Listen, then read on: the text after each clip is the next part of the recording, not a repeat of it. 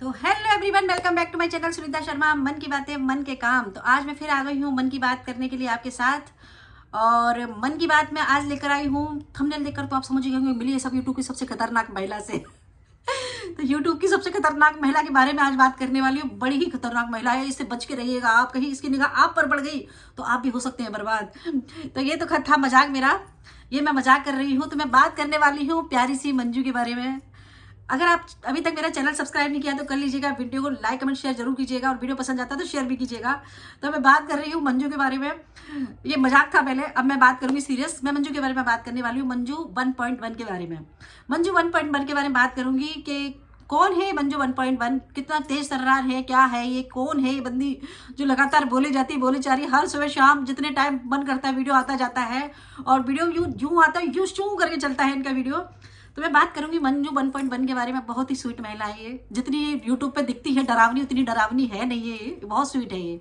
इतनी सीधी है, इसको बेचारी को सच बताऊं तो यूट्यूब की ऐसी कोई खास जानकारी भी नहीं है। हाँ, लेकिन उनको वो एक समाज सेविका है। मंजू का जो बचपन है वो बहुत संघर्षों भरा रहा है, बहुत संघर्षों भरा है। कहते ना, अपनी कहानी क्या खोल के दिखाएं किसी को, अपने बारे में भी ठीक है, अपने बारे में हंसना अच्छी बात है, लेकिन अपनी उन चीज़ों के बारे में भी छापेंगे तो लोग कहेंगे अरे अपने बारे में, अपनी फैमिली के बारे में ओपन कर रही है। लेकिन सच बताऊँ, बहुत अच्छी महिला है। और उनका जो बचपन है संघर्ष भरा बीता है, राजनीति से भी उनका पाला पड़ा है। पढ़ने में बहुत इंटेलिजेंट रही, जो उसने अपने वीडियो में सब में बता रखा है। वो अपनी तारीफ उसने खुद भी कर रखी है, लेकिन मैं उसकी उस नेचर की तारीफ करूंगी जो शायद आप लोगों तक नहीं पता होगा किसी को, कि मंजू का नेचर सच में बहुत अच्छा है। वो एक सुलझी हुई महिला है। वो उलझा, उसको ये ना जो बनावटीपन, ये जो छलावा, ये दिखावा उसको कुछ नहीं आता। उसको वो सीधी है। उसको वो लोगों को पहचानना इतना आसानी से नहीं पहचान पाती है। उसको सारे लोग अच्छे लगते हैं। अगर सारे लोग अच्छे लगते हो तो आप लोग कहेंगे तो वो सीमा भाभी के पीछे क्यों पड़ी हुई है आजकल। तो मैं भी उसको मजाक में बोलती हूँ कि तुम तो ननंद बन गई हो आजकल, सीमा भाभी को भगा कर ही मानोगी।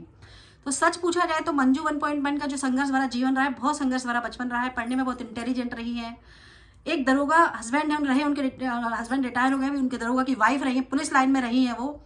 और उनकी एक सबसे अच्छी बात है ना कि वो समाज से जुड़ी हुई है, मिट्टी से जुड़ी हुई है। उनमें कोई घमंड या कोई दिखावा नहीं है।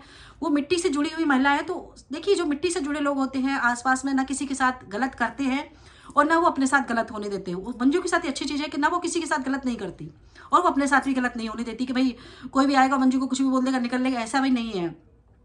हमेशा उसने वही मुद्दे उठाए हैं जो समाज में उस समय थे।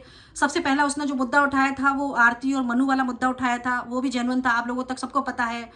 फिर हमारे समाज में दो तरह के लोग होते हैं, एक उनकी साइड में होते हैं, एक अपोजिट में होते हैं। लेकिन जो बात जेन्युइन होती है ना, वो तीसरा बंदा ही करता है। जो जेन्युइन बात होती है, हमेशा उसने जेन्युइन जो उठाए हैं मैटर।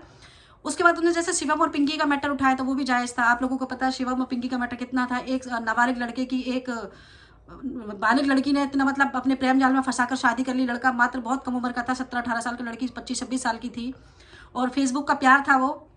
फेसबुक प्यार में, और लड़के को पता ही नहीं था कि क्या है, शादी वादी कर ली थी। तो माँ बाप परेशान थे। तो जब शिवम के माँ बाप खुद परेशान होकर पिंकी के उसमें मिले थे मंजू को, तब मंजू ने सपोर्ट किया था। मंजू के पास प्रूफ थे, सब कुछ था, तब मंजू आई थी मैदान में। ऐसे ही मंजू किसी से लड़ने नहीं पहुंच जाती है। तीसरा मैटर जो भी चल रहा है, आप लोगों को पता है, सचिन और जो सीमा का मैटर उठाया हुआ मंजू ने। तो मंजू के लिए ऐसे ही आती है कि आप इस मैटर में देखो, मंजू बीच में बहुत से लोग उसको ट्रोल कर रहे हैं मंजू को, अभी तक आप कहाँ सो रही थी। उसने शुरू में भी आपने वीडियो देखा होगा, जब सीमा भारत आई थी तब भी उसने सीमा पे वीडियो बनाया था। बाद में ऐसा था चलो भाई, जब गवर्नमेंट ने अपना लिया तो अपना भी किया जाए, लेकिन अब ये मुद्दा फिर दोबारा उठाया है, वकीलों का मुद्दा उठाया, ये सब जो उठाया है।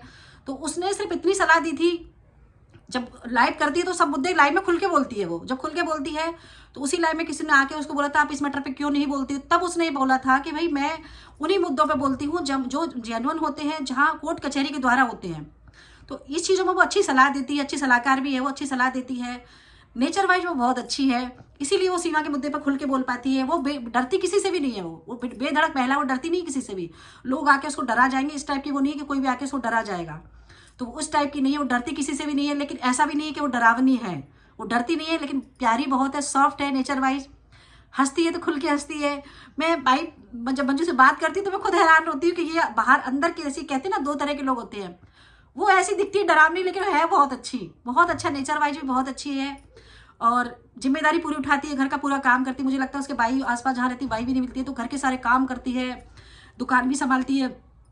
दुकान उसने ज़्यादा टाइम नहीं हुआ अभी खोली है, क्योंकि फ्री बैठी रहती, तो उसने सोचा कुछ और करना चाह रही थी वो। तो दुकान अपना काम करने में कोई बुराई नहीं है, हमेशा मैं कहती है अपना काम करने में कोई बुराई नहीं है।